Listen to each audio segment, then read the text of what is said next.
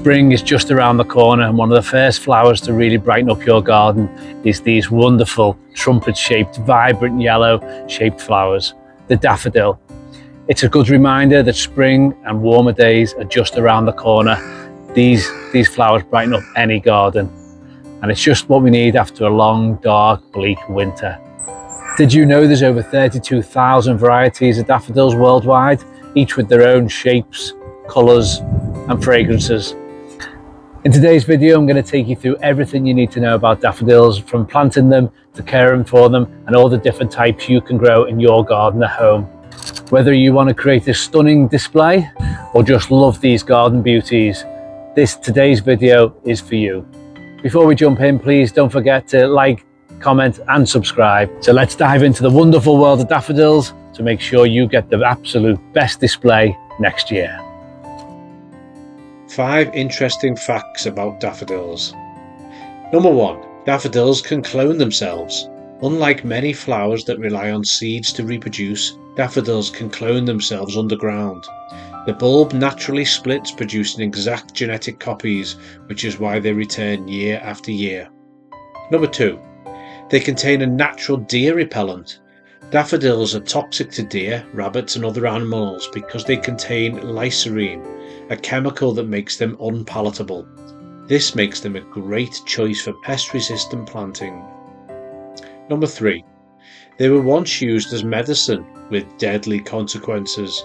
In ancient times, daffodils were used in herbal remedies, but their toxic compounds made them dangerous. Some historical texts even mention their use in assisted death due to their poisonous properties. Number 4. They can move in the soil.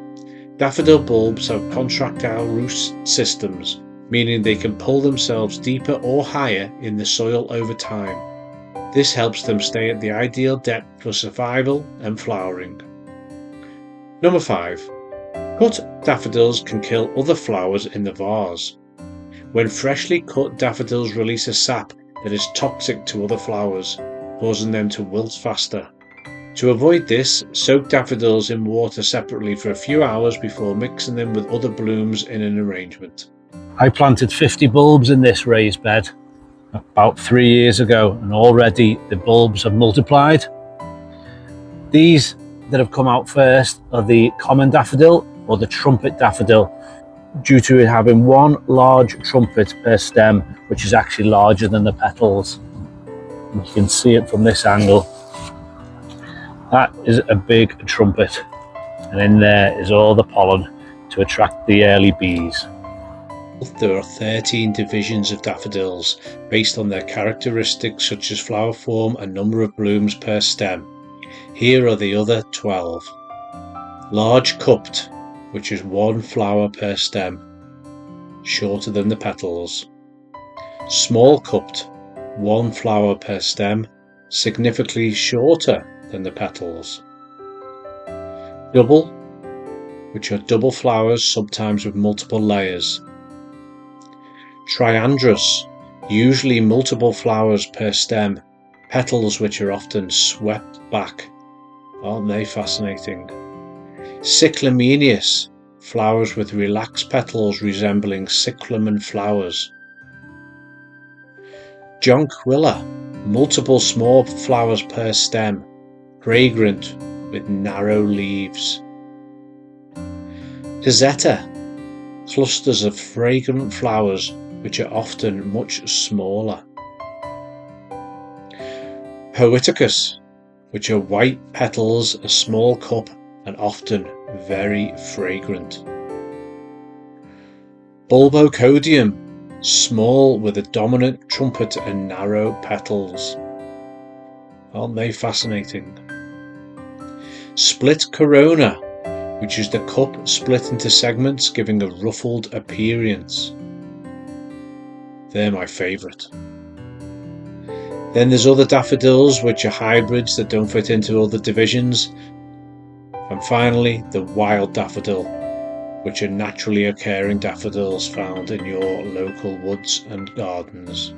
You can plant daffodils in an open border like this in full sun, You can also plant daffodils in a shaded area between trees where it can easily naturalise and grow for a number of years.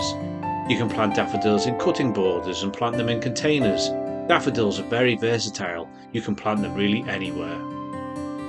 Preferably plant them with the pointy end up, but you can always plant them sideways or even upside down, but definitely before the ground freezes, because you'll want the daffodils to start when the temperatures go up in the spring when they need to grow.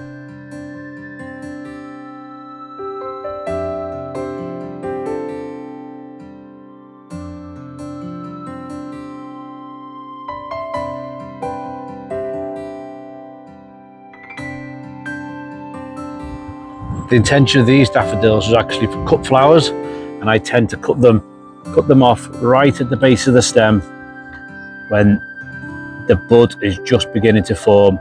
Pop that in some water, and within a day or so it will open up and you'll get the absolute maximum life out of them at home in a vase. After the flowers have bloomed for a few weeks, their flowers turn brown and develop a papery texture. They're not quite as attractive as in this stage. So what's the right approach to get rid of the spent flower? One technique might be to cut everything, the leaves and everything down to the ground. But if you cut off the leaves before they turn brown, you won't get any daffodils next year. The reason is because the leaves have to photosynthesize and make enough food for the bulb to make it through to next year. As they photosynthesize, the starches get transported into the bulb where the food is stored. That's the food that the bulb is living off for the next 9 months. If you cut off all the leaves before they're done storing food, the bulb won't have enough energy and it'll die. So don't cut off all the leaves. Instead, just cut off the old flower right at the top. That will just let the leaves remain in place to do their job. However, the problem with this method is that as soon as you cut the flower stalk, it starts to turn yellow. The result is that you will end up with a bunch of green leaves with yellowing flower stalks, which again is not very attractive. So a better approach is simply to cut off the flower stalk as low as possible and leave the leaves in place. If you grab the old flower with one hand, wiggle the stem so that you're sure you're going to cut the right stalk rather than the leaves, which do look very similar. Use your pruners or secateurs, put them around the flower stalk and move them gently down as far as the stem as possible and then snip. Mission accomplished. All the flowers are spent, the leaves will stay a nice deep green colour for about a month and then they'll start to yellow. The leaves will eventually turn brown and shrivel up, which signals that the bulb is going to go dormant for the year and it's safe to chop it all right back.